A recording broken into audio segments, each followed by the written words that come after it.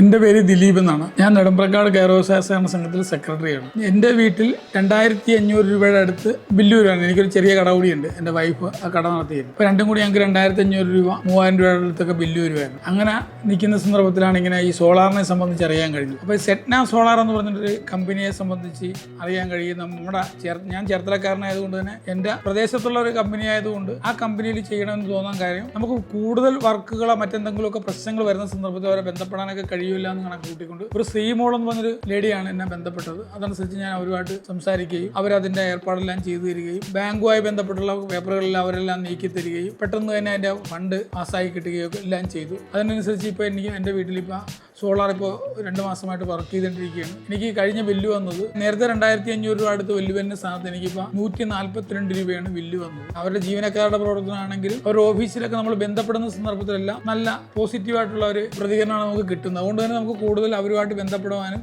ഞാൻ തന്നെ 1-2 പേരുടെ അടുത്തൊക്കെ സൂചിപ്പിച്ചിട്ടുണ്ട്. ഈ സെറ്റ്നായിട്ട് ബന്ധപ്പെട്ടൊക്കെ ഇത് ചെയ്യും, അവർ നന്നായിട്ട് സഹകരിക്കുന്ന ടീമാണ് എന്നൊക്കെ പറഞ്ഞിട്ടുണ്ട്.